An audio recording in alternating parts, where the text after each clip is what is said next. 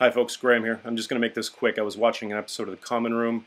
We were talking, or they were talking about words, impact that they can have. One thing that wasn't talked about was the bullying aspect. It was sort of touched on briefly, but honestly, I just wanted to talk about the word retarded just briefly. As a teacher, I've seen the intense damage that labels like that can do to kids. When kids start hearing that in relation to themselves, whether it's an idea they have and their friend says, oh, that's retarded, they start to attach that to themselves in many cases.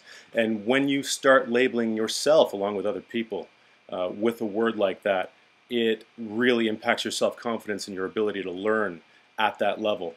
And a kid with no self-confidence and no confidence in their ability to learn, they can't learn. They really can't. And if they're not genuinely developmentally disabled, they don't have a mental disability, and they still have that label attached to them, it takes so much effort and time and determination to kick them out of that sort of mental morass that they've dug for themselves, and that's been dug for them by their peers. And even some teachers I've heard using it, not in my personal experience, but I've heard stories, and we've seen news reports of places in the States and even other parts of Canada where teachers have used this language in reference to students, in the presence of students. I'm not for banning language in the public sphere, but in terms of a learning environment, especially with young children, banned. Retarded should not be used around them, close to them, in reference to them. And so please, anyone else watching this, if you are a parent or a teacher or anyone at all, please don't use this word. Try to take it out of your common speech. It has no positive impact whatsoever. And I know it's hard. I every once in a while catch myself still, because it is such a common thing in our language, and it really serves no purpose.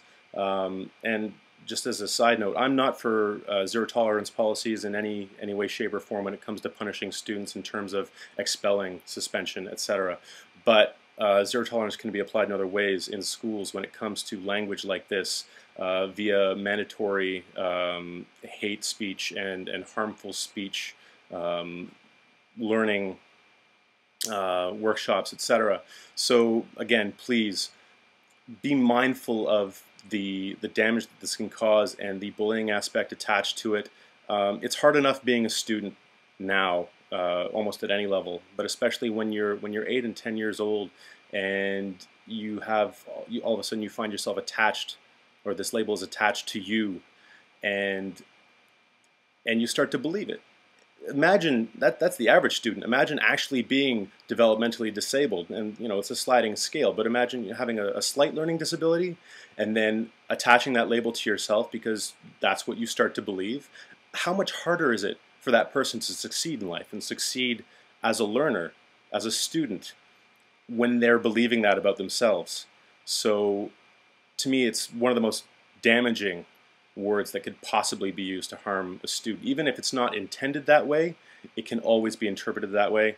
Again, I'm not for kicking kids out of school, but they can definitely learn the kind of damage this can do. Anyway, I've run way over time. Again, I apologize. Love the work you guys do, and keep it up. Thanks.